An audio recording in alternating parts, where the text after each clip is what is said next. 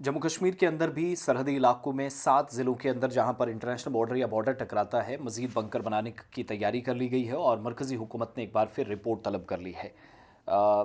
थोड़ा वक्त दिया गया है सरकार को कि एडिशनल बंकर्स बनाने की कहाँ पर ज़रूरत है। तो मुझे लगता है जिन बॉर्डर वाले इलाकों की नुमाइंदगी एमएलएज़ करते हैं, वहाँ पर उनकी ज़िम्मेदारियाँ ज़्यादा बढ़ गई हैं और जो डिस्ट्रिक्ट मजिस्ट्रेट्स हैं, डिप्टी कमिश्नर्स हैं, उनको ग्राउंड लेवल असेसमेंट के बाद रिपोर्ट तैयार करने के लिए कहा गया है, जहां पर काम शुरू हो गया। और सरकारी ज़राए से आज सुबह ये भी कंफर्म हमें हुआ, एक तो मिनिस्ट्री ऑफ होम अफेयर्स या वजारत दाखिला या गृह मंत्रालय जिसको आप कहते हैं, उसने जम्मू कश्मीर इंतजामिया से भी जो भी रिक्वायरमेंट्स हैं इजाफी बंकर बनाने, कम्युनिटी और इंडिविजुअल बंकर्स, इस वक्त मौका है। और ये डिप्टी कमिश्नर्स पर ज़्यादा डिपेंड करेगा कि बगैर किसी लालच के, बगैर किसी पैसा खाने, जोड़ने और रोकने के काम इस पर ज़्यादा करने की ज़रूरत है, क्योंकि खुदा न खास्ता जो हमने ऑपरेशन सिंदूर में देखा, जब पाकिस्तान की तरफ से शेलिंग हुई, सरहदी इलाकों में लोग मुतासिर हुए, उससे बचने के लिए एक मौका है।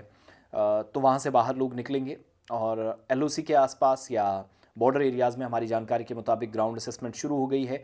सरकारी ज़राए जो इस बात की तस्दीक कर रहे हैं कि एक मकतूब रवाना हुआ है जम्मू कश्मीर सरकार को, इंतज़ामिया को कहा गया है कि सूबाई कमिश्नर जो हैं और डिस्ट्रिक्ट मजिस्ट्रेट्स हैं वो मिलकर काम करें। कंसर्न डिस्ट्रिक्ट मजिस्ट्रेट्स को ये बताया जाए कि एक रिपोर्ट तैयार करके मरकज़ को दी जाए, दोनों इंडिविजुअल और कम्युनिटी बंकर्स, यानी एक से ज़्यादा या कई ऐसी हैं जहाँ पर फैमिली सिंगल भी रहीं या कई लोगों ने अपना भी बनाया सरकार की मदद से, अगर तो सिंगल ही फैमिली रही या कई जगहों पर बहुत ज़्यादा फैमिलीज़ इमरजेंसी सिचुएशन में रहे। तो इन दूर दराज इलाकों में जहाँ जानी और माली नुकसान माजी में हुआ, बहुत सारी जगहों पर रिपोर्ट्स ये आई कि इन जगहों से जानी नुकसान को कम करने की ज़रूरत है। प्लस सरकार के मुताबिक मैक्सिमम एरिया से पता चला साल 2025 में कि जनाब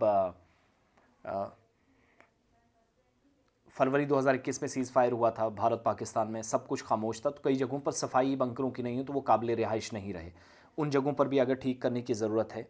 और डिटेल एक्सरसाइज जब बॉर्डर अजला के अंदर कंप्लीट होगी, प्रोजेक्ट जो बंकर्स का है वो मरकज़ी वजारत दाखिला को डिटेल सौंपी जाएगी, डिफेंस मिनिस्ट्री के साथ भी मैटर टेकअप किया जाएगा। जो बॉर्डर एरियाज़ में बहुत सारी जगहों पर बनाए गए घोटाले भी हुए, डीडीसी मेंबर्स ने बार बार खुलासा किया हमारे साथ बात करते हुए। सरहदी इलाकों के अंदर इस बेल्ट में जितने भी एरियाज़ हैं वहाँ पर पाकिस्तान की फायरिंग में जो रेंज में आने वाले एरियाज़ हैं वहाँ बंकर्स बिल्कुल नहीं बनाए जाएंगे, तो इसलिए ग्राउंड असेसमेंट ज़रूरी है।